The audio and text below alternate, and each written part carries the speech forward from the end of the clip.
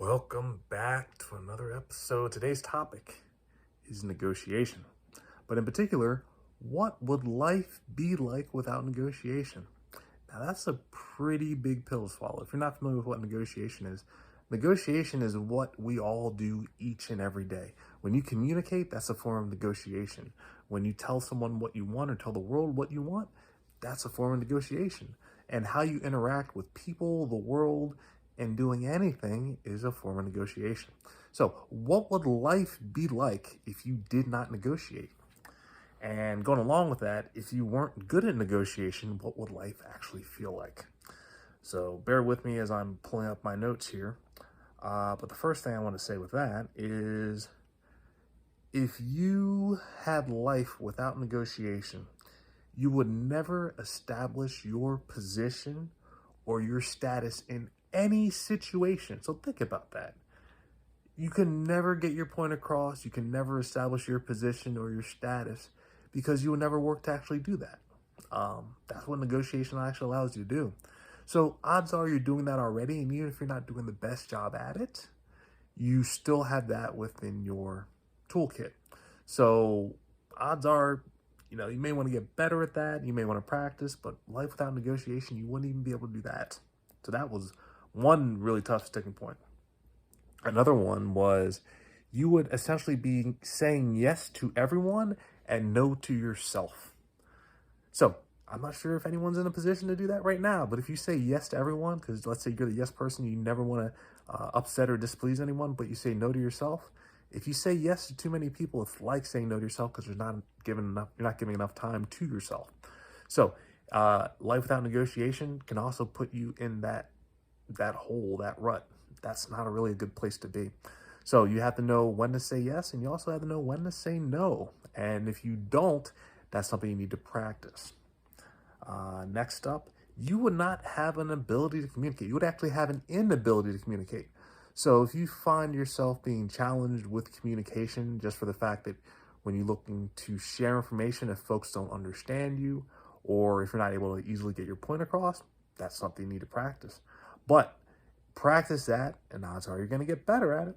But again, inability to negotiate is essentially like an inability to communicate. And if you can't communicate, you're not really going to get very far in establishing your position on the negotiation route.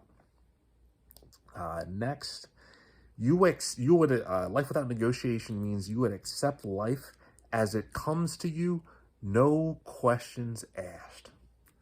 So that just means you would follow each and every rule that came your way. You would never question it. Nope. You couldn't question. Even if you didn't believe it, even if you didn't think it was true, you would just go along with it and you would just do so quietly, or maybe with a smile on your face. I don't know. But I can't do that. And odds are there's certain rules that you'd have a hard time following.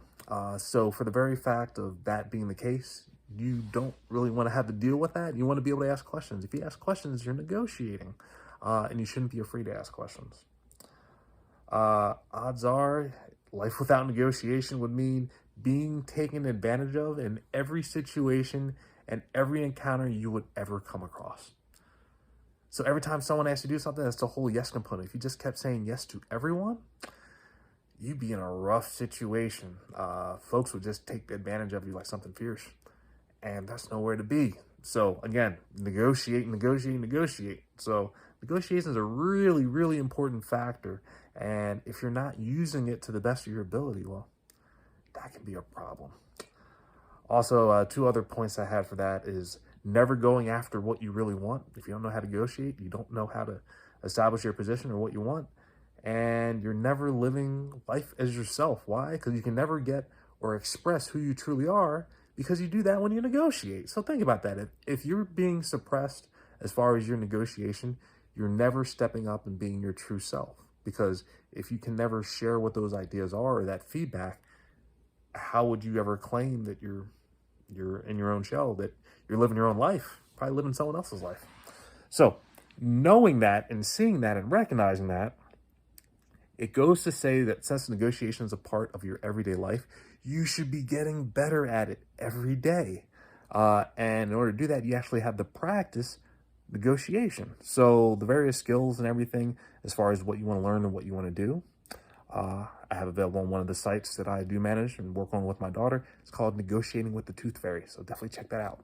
Negotiatingwiththetoothfairy.com. But you negotiate every day, whether you realize it or not. So keep practicing that.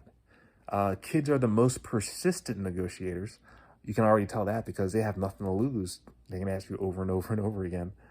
The best negotiators often exist in places where there's the least amount of structure or the fewest rules. And the reason for that is you have to fend for yourself.